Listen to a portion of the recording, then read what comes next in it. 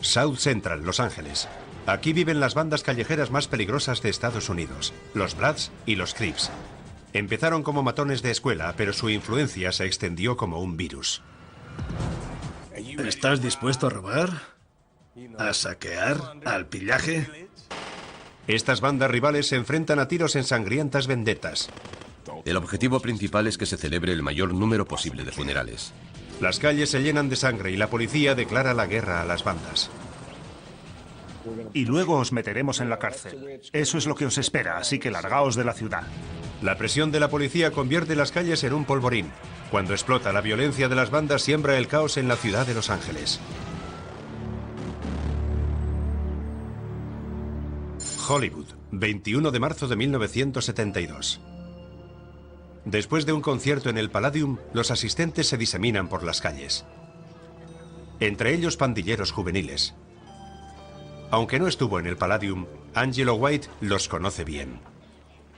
Los fines de semana íbamos a los conciertos que se celebraban por toda la ciudad y nos enfrentábamos a las bandas rivales. Entre la multitud está Robert Ballou, hijo de un destacado abogado y jugador de fútbol americano de Los Ángeles High. Ballou se ve rodeado por un grupo de jóvenes que le piden su chaqueta de cuero y la cartera. Es a lo que nos dedicábamos entonces, a robar chaquetas de cuero. Cuando se niega a dársela, la banda le ataca, lanzando sobre el indefenso joven una lluvia de puñetazos y patadas. Tras robarle la chaqueta, los agresores huyen rápidamente. Éramos jóvenes y nos dedicábamos a robar y a pelearnos. Ballou muere a consecuencia de las heridas. No me entraba en la cabeza que pudieran matar a golpes a un joven por una chaqueta de cuero. 9 jóvenes son acusados de asesinato.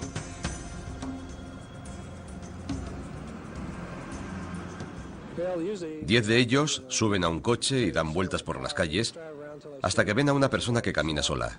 Entonces salen los 10 del coche y le amenazan o le golpean con algo y le quitan la chaqueta. Es la primera muerte atribuida a una banda que se hace llamar los Crips. Este asesinato otorga carta de naturaleza a una serie de bandas callejeras que no sienten ningún respeto por la vida humana.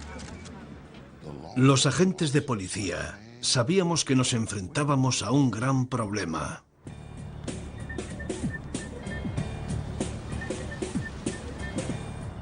Los Crips nacen en South Central, un área que la autopista del puerto divide en zona este y zona oeste. Esta zona está a un mundo de distancia del próspero Beverly Hills. La comunidad afroamericana cuenta con malas escuelas, unas viviendas inadecuadas y un desempleo 3 veces más alto que la media nacional. Raymond Lee Washington, de 15 años, forma una banda con 10 de sus amigos. Debido a su juventud, se hacen llamar los Crips, las cunas. Se llamaba Washington y era un general. Era como Al Capone y tenía una cicatriz igual que Al Capone.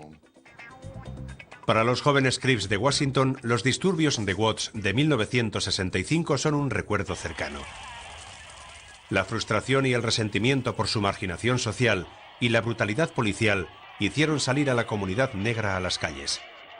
Los 6 días de disturbios dejaron 34 muertos y más de 1000 heridos. Rioting in a Negro section of Los Angeles left behind scenes reminiscent of war-torn cities. It took the appearance of 14,000 troops to bring an end to what both Negro and white leaders called insurrection by hoodlums. Tras esos disturbios, los afroamericanos de los años 60 abrazan el movimiento de los Panteras Negras. Los Panteras Negras predican la revolución y la resistencia armada contra los cerdos, como denominan ellos a la policía. Su mensaje cala en los jóvenes Crips. Nosotros teníamos 13 o 14 años y todo aquello nos sonaba a chino. Lo único que entendíamos era eso de los cerdos. Washington y sus amigos deciden crear su propia organización, imitando incluso las chaquetas de cuero que llevaban los Panteras Negras. Los Crips son solo una de las muchas bandas callejeras que proliferan en la deprimida zona este. Había muchas bandas en la zona este. En cada calle había una banda. Para jóvenes como Raymond Danny Foucault, entrar en otro barrio era sinónimo de problemas. Había tipos que te robaban si cruzabas una determinada barrera. Si entrabas en Campton Boulevard, lo normal es que te parara alguien y te preguntara de dónde eras. En la feudal South Central, los pandilleros adolescentes se prueban a sí mismos a puñetazo limpio. En esos combates, Raymond Washington es el rey. Retaba a cualquiera, de donde fuera, en cualquier momento, en todo momento. Podría tumbar a Tyson sin ningún problema. Su fama de duro hace que sea respetado y que muchos jóvenes se unan a su banda. Si estabas con Raymond, estabas con el tío que era capaz de proteger a todo el mundo. Él cuidaba de la gente. Tenía lo que ahora llamamos valores, pero entonces no sabíamos lo que eran los valores, pero él los tenía. A pesar de su juventud, Washington tiene madera de líder y traza un plan para crear la banda más poderosa de la ciudad. Daba igual la banda a la que pertenecieras. Si estabas con Raymond en aquella época, cuando él tenía 16 o 17 años, estabas con el presidente. Estabas con él. Estabas cerca del núcleo de poder, cerca del centro de energía. Él lo era todo. En la primavera de 1971, Washington se acerca un poco más a su sueño. Convence a las bandas rivales de la zona oeste para formar una alianza con los Crips. Venía gente de todas partes para iniciarse en la banda. Washington utiliza la violencia y los robos callejeros para labrarse una reputación de Robin Hood moderno. Era el jefe de los bandidos de las zonas pobres que robaban en las zonas ricas. Les requisaba el material para repartirlo en su barrio. Así es como funcionaba Raymond cuando lo conocí. Los Crips llevan bastones, emulando a los héroes de las películas policiales afroamericanas de principios de los años 70. Sus víctimas describen a los agresores como tullidos, Crips en inglés. El nombre Crips se convierte en Crips. Estos pandilleros adoptan un estilo de vida que ellos llaman creeping. Creeping significaba: ¿estás dispuesto a robar? ¿A saquear? ¿Al pillaje?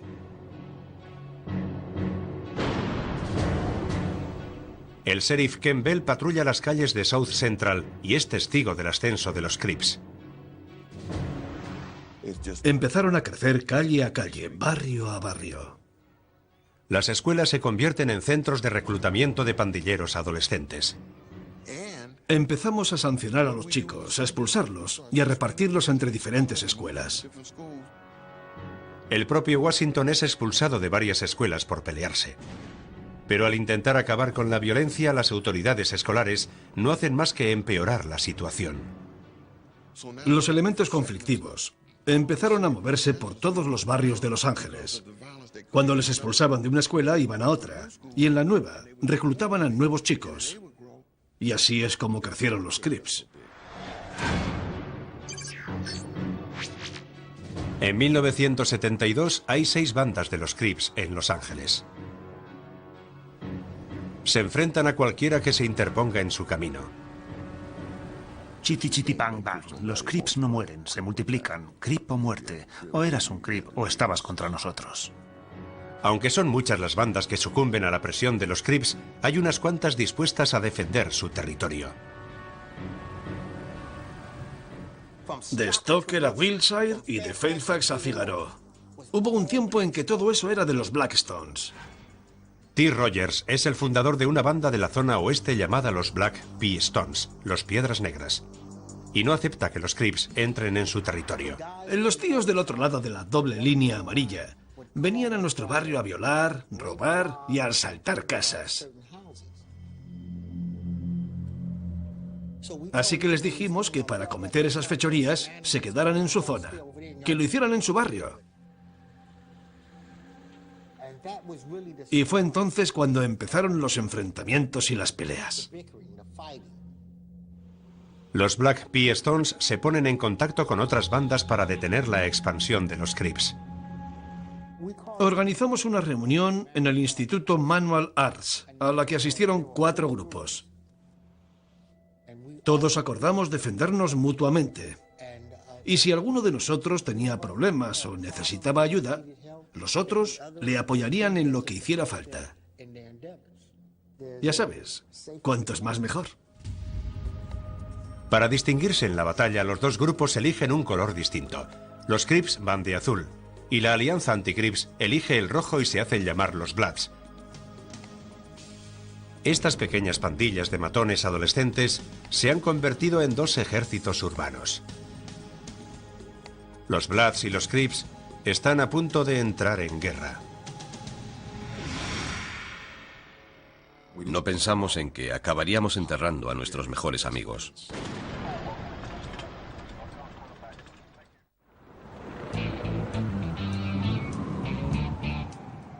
Los Ángeles en los años 70. 2 bandas en guerra se disputan South Central.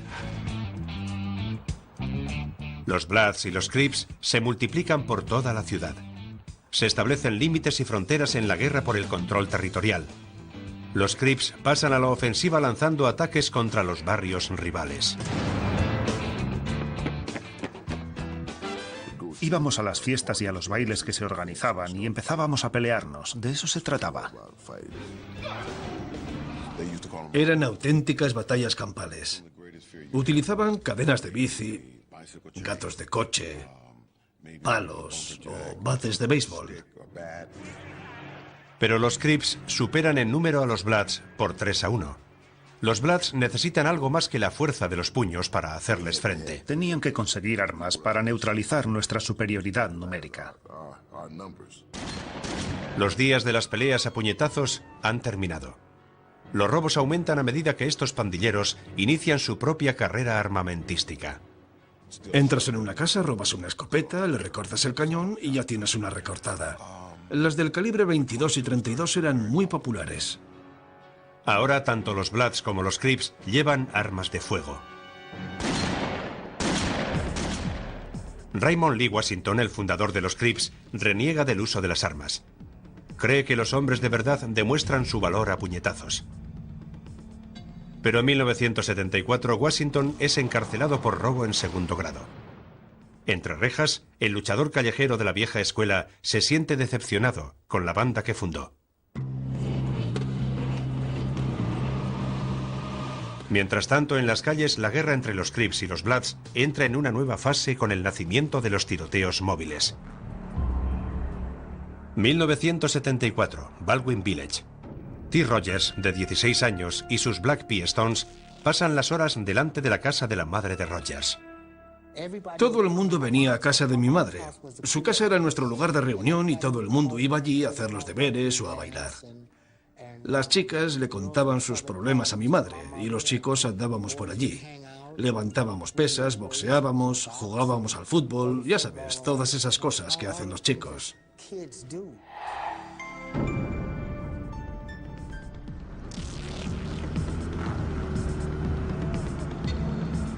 De pronto un coche se aproxima a la casa a poca velocidad.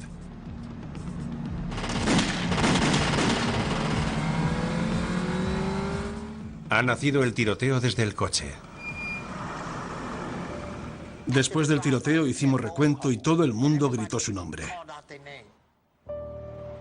Hubo un nombre que no se pronunció. Se escuchó un murmullo. Un Black P. Stone de 14 años ha recibido un disparo en la cabeza. Estaba tirado entre el coche y la alcantarilla, entre el coche y la acera.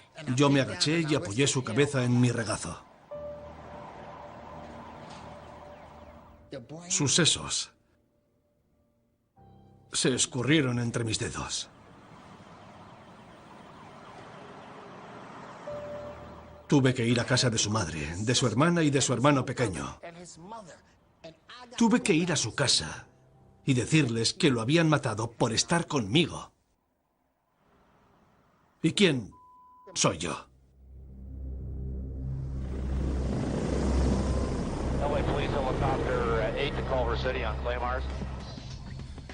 Entre 1972 y 1974, el número de asesinatos relacionados con las bandas se dobló y pasó de 32 a 70. Ante el aumento de la tasa de criminalidad, la policía tiene que crear unidades especializadas contra las bandas. Yo no daba crédito al hecho de que cada vez se cometieran más actos criminales.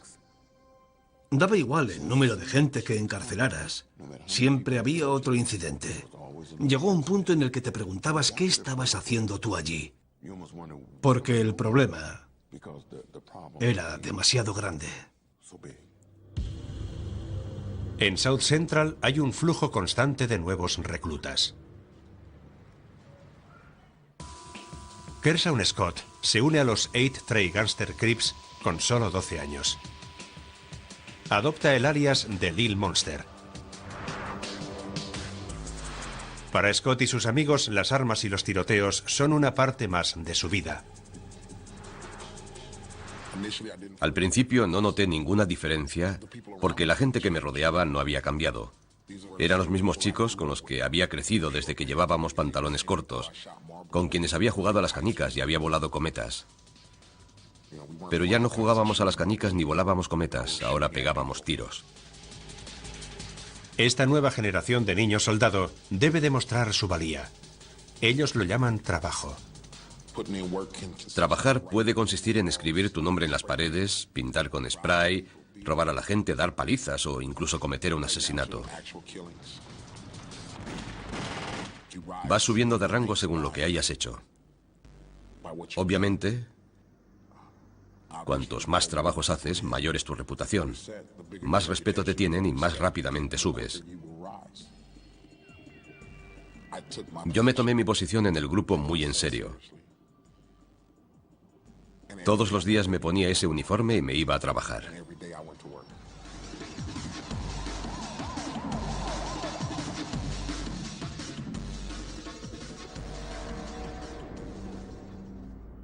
Cuando Raymond Washington, el fundador de los Crips, sale de la cárcel, regresa a South Central.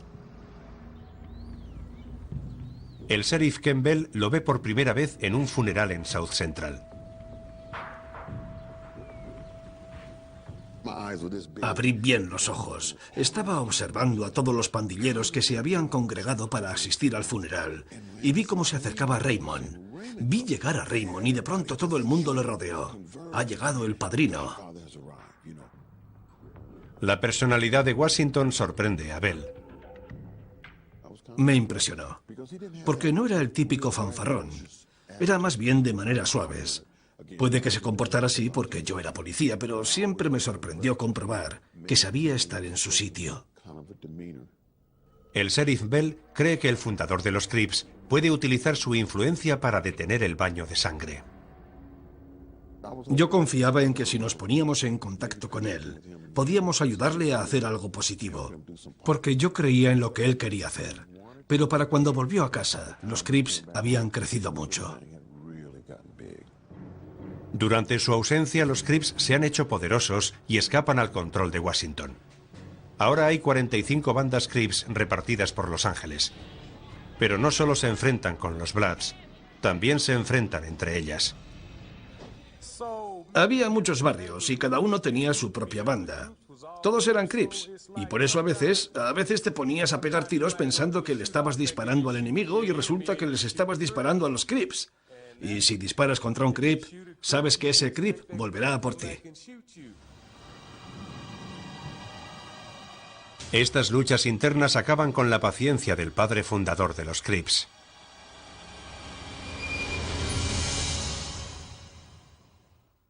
Yo hablé con él para intentar volver a hacer lo que hacíamos antes, pero él ya no quería saber nada. Supongo que se enamoró de una mujer y quería asumir la responsabilidad de tener hijos, conseguir un trabajo y vivir su vida.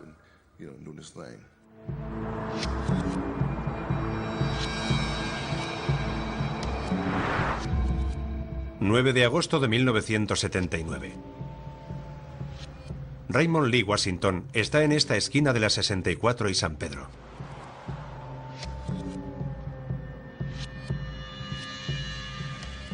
Un coche se aproxima lentamente. Sus ocupantes gritan el nombre de Washington. Raymond solía decirnos, nunca os acerquéis a un coche. Nunca os acerquéis a un coche. Washington debe haber reconocido a los ocupantes, porque ignora su propio consejo y se acerca al vehículo. De pronto, uno de los ocupantes esgrime una recortada. Un disparo a quemarropa. Los perdigones le perforan el estómago. El fundador de los Crips es trasladado al hospital. El joven de 26 años muere a consecuencia de las heridas. Él se acercó al coche, y eso automáticamente nos hizo pensar que había sido alguien a quien conocía. Había rumores en el sentido de que Washington estaba intentando negociar una paz con los Brims, una banda rival Blood. Pero el sheriff Campbell no cree que lo haya asesinado una banda rival. Tengo la certeza de que fue un Crip. Si hubiera sido un Blood, no solo lo habríamos sabido, seguro que alguien se hubiera ido de la lengua. El asesinato de Washington nunca será resuelto. Su muerte rompe la frágil alianza de los Crips. Sin un líder o dirección clara, los Crips se enfrentan entre ellos. En la zona oeste se enfrentan dos de las bandas más grandes, los 8 Trey Gangsters y sus vecinos, los Rolling Sixties. Todo empieza con una disputa por una chica en una fiesta que deriva en un tiroteo. Los 8 Trey nos pusimos enseguida manos a la obra porque teníamos ganas de guerra. Queríamos demostrar lo que valíamos. La guerra con los Sixties nos dio la oportunidad y nos lanzamos de cabeza. Para librar esa guerra, los 8 Trey Gangsters necesitan armas. 31 de diciembre de 1980, South Central. Habíamos trazado el plan de entrar en la armería esa noche a las 12 para robar las armas. Los Rolling Sixties le tienden una emboscada a Monster Cody, el hermano de Kershaw Scott, cuando esté reconociendo el terreno para robar una armería de Hawthorne Boulevard. Mi hermano no iba armado y recibió 5 disparos. Lo primero que se me pasó por la cabeza fue que quien había hecho aquello tenía que pagarlo. Y no iba a ser ojo por ojo. Si tú te has cargado a mi hermano, yo intentaré cargarme a 10 de los tuyos por lo que has hecho.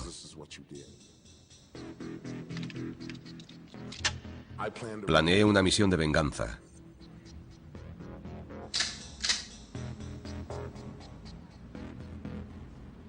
Y la ejecutamos como estaba previsto. La noche siguiente, Scott y sus hombres cruzan la avenida Western en una furgoneta robada. Recorren las calles enemigas a la caza de los asesinos. Al no encontrar a nadie, los 8 Treys aparcan junto a una fiesta de los Rolling Sixties. Bajan del coche y abren fuego.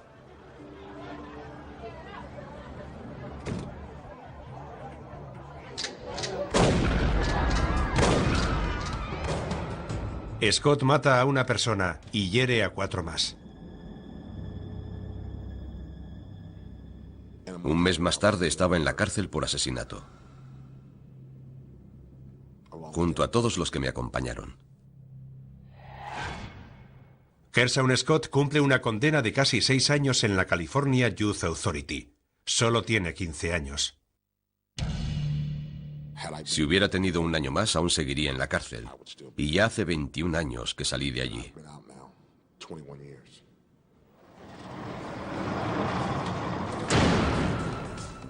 En menos de una década, la guerra entre bandas ha pasado de las peleas en los patios escolares a masacres nocturnas. Estos pandilleros están ahora atrapados en la cultura de la vendetta. En 1980 se cometen 355 homicidios relacionados con las bandas en el condado de Los Ángeles. Pero un asesino aún más sanguinario está a punto de llegar a las calles. Enfrentó a hermanos contra hermanos, a hermanas contra hermanas.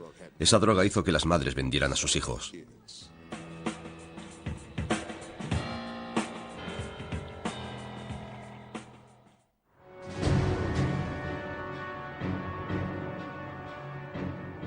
En 1982 hay 155 bandas callejeras afroamericanas en Los Ángeles. Los Bloods y los Crips están inmersos en una espiral de violencia. Y ahora los Crips se están matando entre ellos en una cruenta guerra civil. El objetivo principal es que se celebre el mayor número posible de funerales. La naturaleza del conflicto entre bandas está a punto de cambiar. Y el motivo es un polvo blanco que tiene un peligroso atractivo: cocaína. En 1982, un golpe policial contra el narcotráfico en Florida empuja el tráfico de drogas hacia el oeste. Los traficantes introducen toneladas de cocaína a través de la frontera mexicana y Los Ángeles se convierte en la capital de la cocaína de Estados Unidos. Pero a $100 el gramo es una droga solo al alcance de los ricos de Hollywood.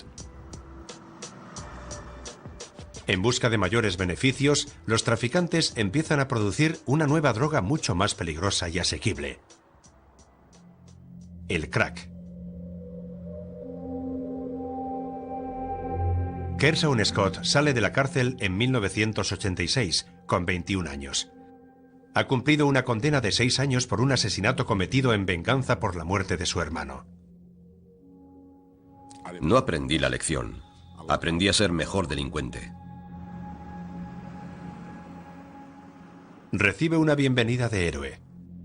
Los amigos le regalan dinero y droga. Nunca había visto crack. Nunca había visto cocaína en polvo. Scott intenta reformarse y encuentra un trabajo donde le pagan el salario mínimo. Pero la tentación de ganar dinero rápido y fácil vendiendo crack en las calles es demasiado fuerte. Entraba a trabajar a las 10:30. Esa fue la primera noche que vendí crack y empecé a venderlo a las 6 de la tarde. A las 10 ya había ganado $4.000.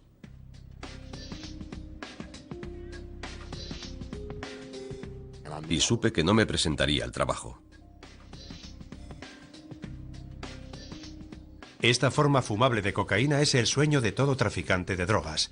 Barata de comprar y sencilla de elaborar. Yo no sabía nada de nada. No sabía cómo venderla ni cómo cortarla. Y desde luego no sabía cómo convertir el polvo en roca. Pero aprendí rápido. Es tan fácil como hervir un huevo. Sí, señor. Agua hervida, una jarra, bicarbonato. Y se pega en el cristal. Así de sencillo. Tan fácil que hasta un niño puede hacerlo. Para satisfacer la insaciable demanda de crack, las bandas organizan mercados de droga en South Central. El crack, que toma su nombre del sonido chisporroteante que hace cuando se fuma, proporciona una subida corta e intensa, lo que deja a quien lo consume con unas ganas desesperadas de seguir fumando. Wayne Caffey, de la unidad antibandas de la policía de Los Ángeles, es testigo del aumento de la criminalidad provocado por el crack.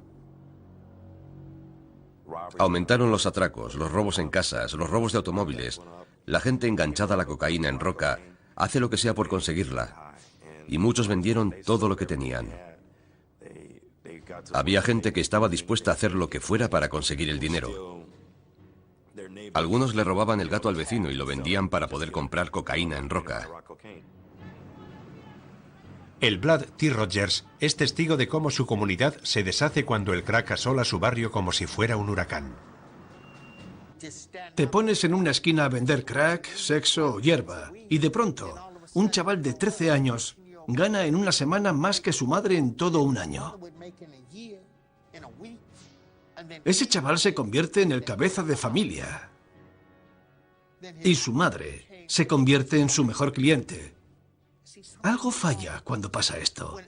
Cuando una madre me deja a su bebé y me dice, voy abajo a por el resto del dinero, vuelvo enseguida, y me deja 10 días con el niño, por una roca de 25 pavos, es que algo va mal. El policía Tony Moreno percibe que el crack está cambiando la actitud de las bandas.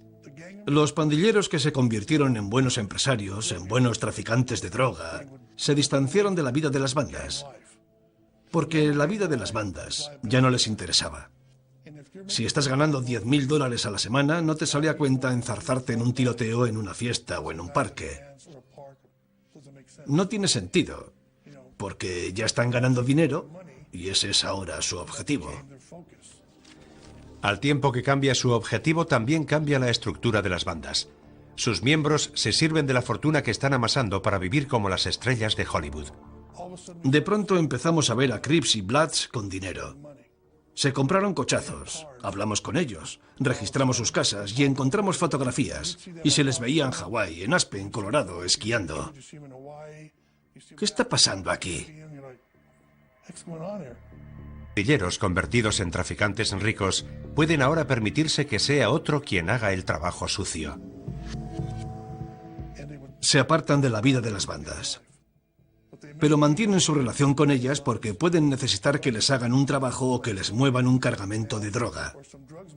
Si tú eres el líder de una banda, yo puedo pedirte que te ocupes de esto o de lo otro. Y tú, como líder de la banda, utilizas a tus hombres para ese trabajo. Ahora que las bandas callejeras se han convertido en ejércitos privados, la violencia se dispara. Superó el nivel de violencia relacionado con lo que algunas personas llaman el crimen organizado. Se dedicaban a ganar dinero y a blanquearlo, y hacían de todo. Asaltos a casas, atracos a otros traficantes, secuestros. No era infrecuente que se cometieran secuestros. Secuestraban al hijo de un traficante y pedían 2 kilos de cocaína como rescate. Para defender sus lucrativos negocios, las bandas abren casas de crack fortificadas. La casa de crack cuenta con ventanas con barrotes y puertas de acero impenetrables y funciona como una máquina expendedora. Rocas de $5, de $10, de $20. Entregas el dinero a través de una abertura y recibes la droga. En su interior, los traficantes procesan el crack a partir de ladrillos de cocaína de 1 kilo. En la calle, 1 kilo de cocaína recibe el nombre de un pájaro. Cuando cocinas un pájaro de cocaína, cuando conviertes un pájaro de cocaína en polvo, en crack, el olor que desprende es tan fuerte que te colocas solo de olerlo. La cocaína en polvo está en la mesa y todo el mundo está esnifando cocaína. Y hay armas, AR-15s, choppers, que son los AK-47. Todo el mundo tiene una pistola de 9 milímetros o una 45. Lo que hay dentro es como un pequeño ejército. Colocados con su propia mercancía y con mucho dinero en el bolsillo, las bandas pueden ahora permitirse el lujo de comprar las armas más modernas. No os perdáis esto. Esta es una carabina M1 de 32 disparos. Podría destruir el Parque Lewis con ella. Podría matar a 32 personas si no fallara un tiro. Y esta es igual. Tengo 2 de estas.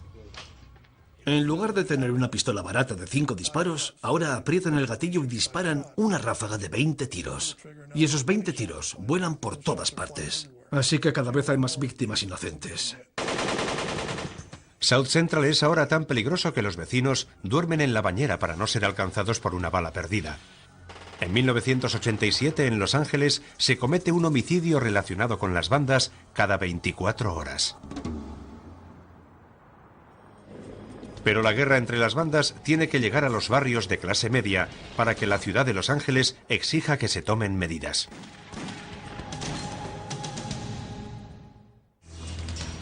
A mediados de los 80, el crack es una epidemia que asola Los Ángeles. Los Bloods y los Crips, bandas callejeras de afroamericanos, están inmersos en un círculo vicioso de violencia y asesinatos por el control de la droga y el territorio. Hasta ahora, el sangriento conflicto no ha rebasado los límites de South Central.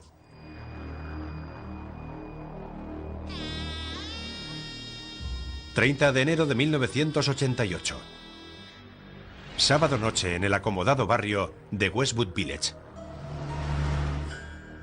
Karen Toshima, una artista gráfica de Long Beach, está en la ciudad celebrando un ascenso laboral. Tras cenar con una amiga y mientras paseaba, se ve sorprendida por un tiroteo entre 2 bandas rivales. Atrapada en el fuego cruzado, Toshima recibe un disparo en la cabeza. Muere en la acera.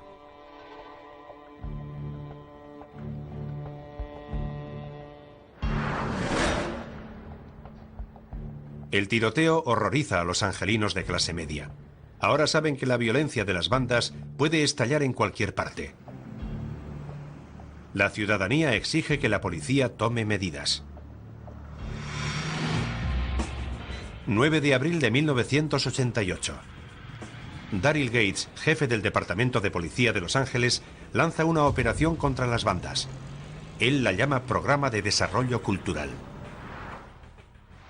Les dije a mis agentes que tenían que decirles: queremos que os desarrolléis. Así que os vais de la ciudad o os empujaremos hasta el mar y os meteremos en la cárcel. Eso es lo que os espera, así que largaos de la ciudad. Les dije que el martillo estaba cayendo y que íbamos a utilizarlo. Gates despliega 1000 agentes de policía por las calles de South Central. Nos dieron órdenes expresas para que saturáramos la zona. Teníamos órdenes de acabar con las bandas e identificar y detener al mayor número posible de sus miembros para limpiar las calles. En el primer fin de semana, la policía detiene a casi 1500 personas al implementar la política de tolerancia cero de Gates. Cruzar la calzada imprudentemente, conducir sin carné, no respetar el toque de queda. Recorríamos la comunidad buscando a las personas que causaban problemas y quebrantaban la ley y las deteníamos. Las bandas sienten la presión de la policía. Muchos huyen de la ciudad para no caer detenidos. En un primer momento, la operación policial es considerada un éxito. Encerramos a muchos pandilleros, a todos aquellos que no entendieron nuestro programa de desarrollo cultural. Se acabaron los tiroteos y los crímenes. Podías pasear por la calle sin que nadie te molestase. La gente estaba encantada. Mientras que a algunos ciudadanos les agrada ver la retirada de las bandas, muchos lo consideran una represión racista, similar a la brutalidad vivida en los disturbios de 1965 en Watts. Estaban acorralando a la gente. Daba igual que pertenecieras a una banda o no. Si te pillaban en la calle entre el jueves y el sábado, te introducían en la base de datos como miembro de una banda. La falta de colaboración de la comunidad dificulta aún más el trabajo de los policías. Por desgracia, también se produjeron detenciones de personas inocentes. Los policías interceptaron y detuvieron a personas inocentes, lo cual creó cierto descontento.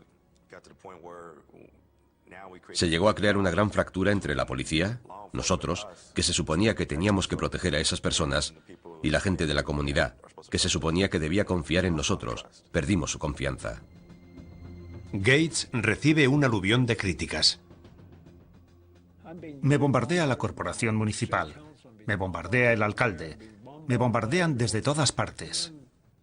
Yo estoy haciendo lo que puedo por reducir el problema, pero no hago más que recibir críticas de la prensa y desde las esferas políticas. Y me acabo hartando. Me estoy esforzando en solucionar un problema, pero tengo que cancelar la Operación Martillo y la actividad de las bandas vuelve por donde solía. Y la comunidad, porque había buena gente, se siente desamparada al ver que se cancela la operación.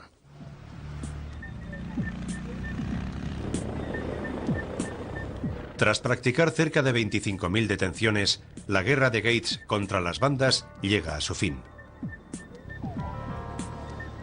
En cuanto se retira la policía, los tiroteos se multiplican.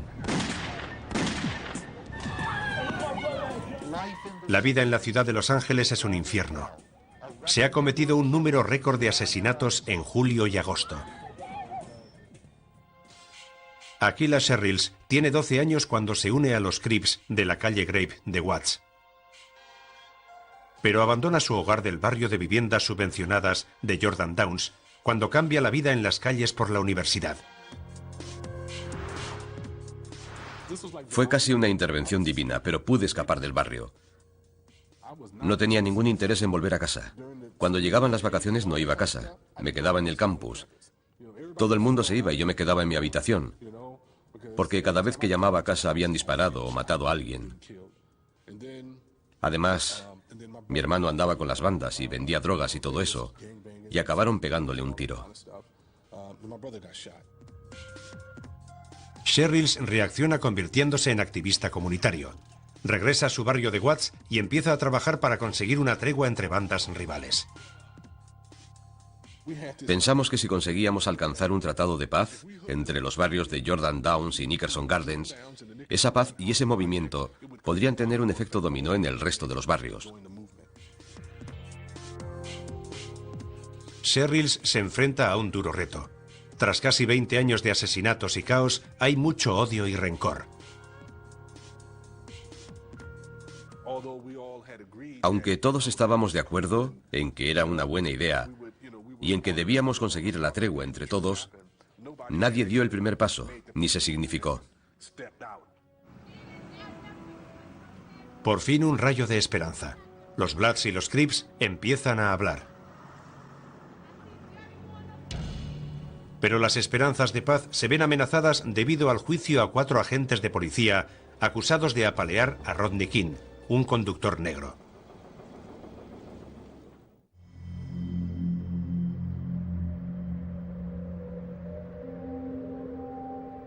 Después de 20 años de guerra en las calles de Los Ángeles, un pequeño grupo de Bloods y Crips está negociando una tregua en Watts. Pero el 29 de abril de 1992 se trunca la esperanza de una paz duradera. A stunning verdict from Southern California. The jury in the Los Angeles police brutality trial has just reached its verdict. The jury found the defendants not guilty on all the charges and declared a mistrial on the one charge that they were hung on. Gershon Scott no da crédito a lo que ve por televisión cuando los 4 policías son absueltos de la brutal paliza propinada a Rodney King. Mi reacción fue, vamos a destrozarlo todo, vamos a destrozar Beverly Hills. Aquella fue la gota que colmó el vaso. Y salimos a la calle.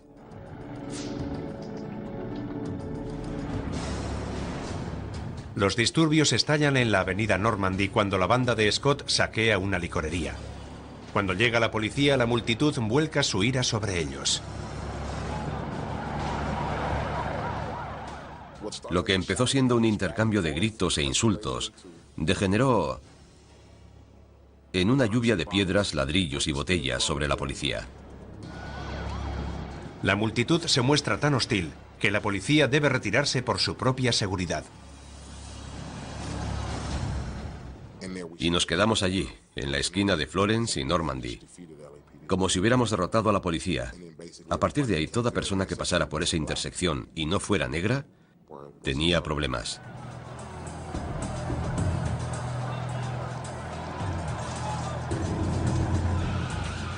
Los miembros de las bandas sacan a los conductores de sus coches, los apalean y les roban.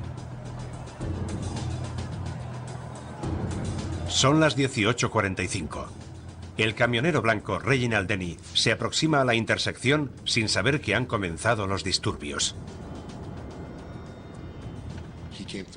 Se aproximó a la intersección al volante de un camión enorme y paró. Entonces le sacaron del camión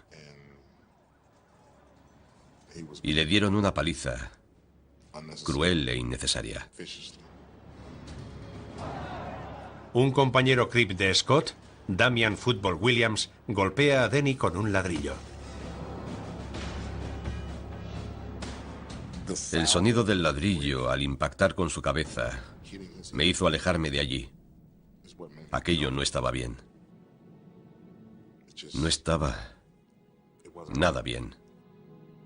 Asqueado por tanta brutalidad, Scott decide no seguir participando en los disturbios. Abandona la zona y vuelve a casa. By nightfall, South Central Los Angeles was ablaze. Not since the Watts riots of 1965 has this city seemed so out of control.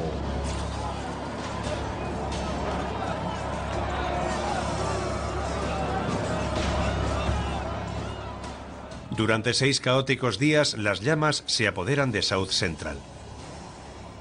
La paz solo se restablece cuando llega la Guardia Nacional. En el caos han muerto 53 personas y hay 2.000 heridos. Se han destruido más de 100 edificios y los daños superan los $1.000 millones. Milagrosamente, Reginald Denny sobrevive a su brutal agresión. El amigo de Kershaw, Damian Football Williams, es juzgado y condenado a 10 años de cárcel por su agresión. Cuando se enfrían las cenizas de los incendios, los Bloods y los Crips llegan finalmente a un acuerdo. Unidos tras los enfrentamientos con la policía, declaran una tregua provisional. We, as the Bloods and the Crips, have joined together without any problem from the police, the media, and the Bloods and Crips as one. We'll be able to give back to the parks, recreation, and the rest of the community can live without, so the community can live without fear.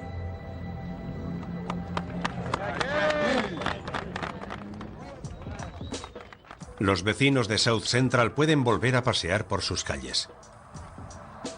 Aquila Serrils, uno de los arquitectos de la tregua, comprueba que se ha producido un gran cambio en Watts. El Tratado de Paz cambió la calidad de vida del barrio. Las abuelas empezaron otra vez a pasear por las calles, los niños volvieron a los parques, muchos hombres empezaron a ejercer de padres de sus hijos por primera vez. Nacieron muchos bebés gracias a la tregua. Al mismo tiempo que los miembros de las bandas de South Central son conscientes de la futilidad de su estilo de vida, Estados Unidos dota de glamour la cultura de las bandas en películas, moda y música. Antes nadie quería ser de Compton o de Watts. Ahora ves a niños blancos con las gorras ladeadas. Todo el mundo quiere ser del barrio porque tiene un aura romántica. Como si en el barrio existiera una libertad que en realidad no existe. Los Bloods y los Crips exportan la violencia y las drogas por todo Estados Unidos. Ahora todos quieren formar parte de esta familia, de esta mentalidad, de esta actitud, de esta cultura. Ahora hay Bloods y Crips blancos, hay Bloods y Crips asiáticos, hay Bloods y Crips hispanos. Es demencial, es una desgracia, es algo que esta sociedad jamás pensó que pudiera ocurrir, pero está ocurriendo y hay que hacer algo. Y hay que hacerlo ya. En Los Ángeles, muchos miembros veteranos de las bandas han cambiado de vida por completo. Kershaw Scott se ha convertido en portavoz de las bandas y trabaja por lograr la paz. Ha abandonado a las bandas por su hijo. Tenía que darle algo mejor a mi hijo. Tenía que darle algo mejor que Los Ángeles. Tenía que darle algo mejor que la muerte. Pero la cultura de las bandas tiene un atractivo mortal. Scott no ha podido impedir que su propio hijo acabe en la cárcel. Se relacionó con quien no debía y se vio inmerso en la vida delictiva. Yo me sentí impotente. He recorrido todo el país, he estado incluso en el extranjero intentando ayudar a otros chicos y a otras personas. Intentando salvar vidas. Pero no pude salvar a mi propio hijo. Es algo con lo que vivo a diario, todos los días, todos los días.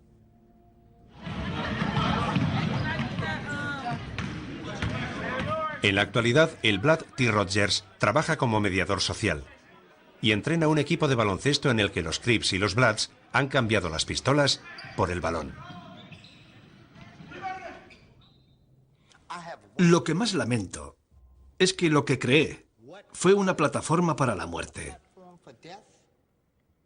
Y siento remordimientos por la gente que murió creyendo en lo que yo creía. Porque con el poder de la vida y la muerte en mis manos, no tengo poder para devolverles la vida. Hoy, gracias a los mediadores sociales y a la mejora de las relaciones entre la comunidad y la policía, la tasa de homicidios en Los Ángeles está en su nivel más bajo desde 1970.